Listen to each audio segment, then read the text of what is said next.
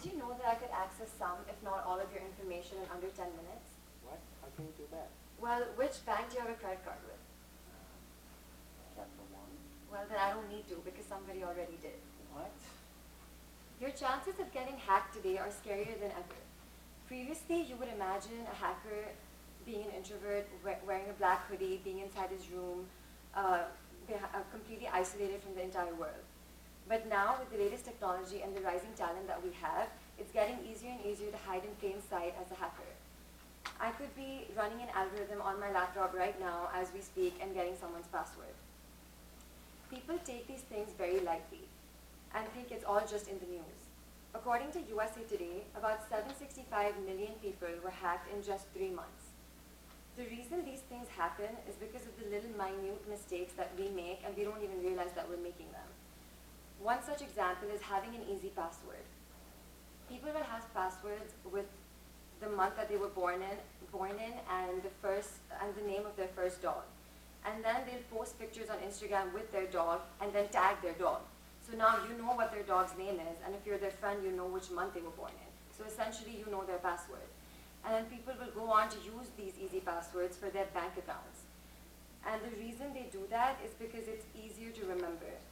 But they don't realize that now their 700 Instagram followers know their password and can hack into their bank account. It's very easy to decode such information, but since it's convenient to use and remember, they'll use these passwords.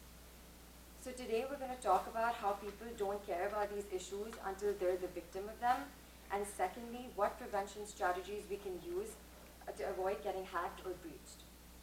Now I'm going to pass it on to Muhammad to talk about the issue in more depth. Thank you, Sylvia. As you can see from the both diagrams up here, the biggest data breaches that happen are in the sectors and countries that deal with big data of people. From the diagram on the left-hand side, we can see that the United States had the highest data breach cost in 2018, and it hasn't changed for 2019 either. Following that is Canada, which had almost half of what USA had, and most of the countries on the list are first world countries.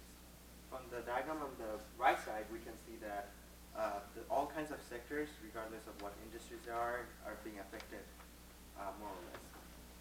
We can see healthcare, we can see media and entertainment, retail, and most importantly, financial institutions all being affected. One of the other things we can notice is the earliest we can see the biggest data breach was in 2006, and someone would think that by now these top-notch companies would have better solutions to accommodate for those cybersecurity issues, but it's only getting worse. So now we will be going over the Capital One data breach that happened back in June of 2019. It affected a lot of people. So what happened? A hacker named Thompson got access into the AWS server of Capital One, which stores all the users' data and credentials. So it affected a lot of people, almost 100 million US users and about 6 million Canadian users' information.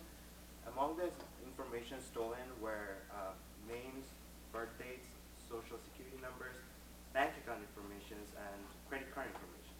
These are all important information that people use in their daily lives, and it can be used in very wrong ways to cause malice. So one of the things is that fortunately the data that was stolen were not used in any malicious activities, as the government and the FBI said. So they didn't detect any kind of fraud, so we're good to say that this was in good hands, that it did not go out. So one thing we can say is that prevention is better than cure, and therefore Rostan will be going over the prevention solutions with you guys. And thank you, Mohammed, dear audience. Now, I'm going to go ahead and talk about exactly what you should be doing to keep your identity safe once you go over the internet, right? The first thing I would advise to you is to never click on the link that you never expected to receive, because that will open a pipe to the hacker and they will get your information. The second thing I want to go ahead and advise you is to never shop on websites that are not secure. One way to know if a website is secure is to look at the HTTP thing.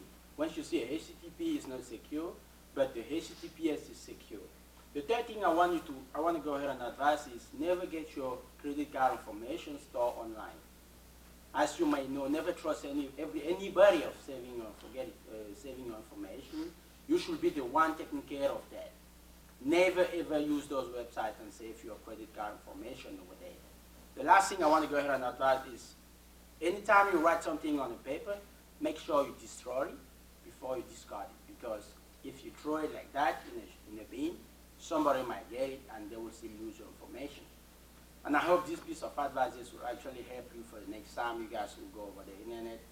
And I also think you guys enjoy our presentation. Thank you very much for your attention.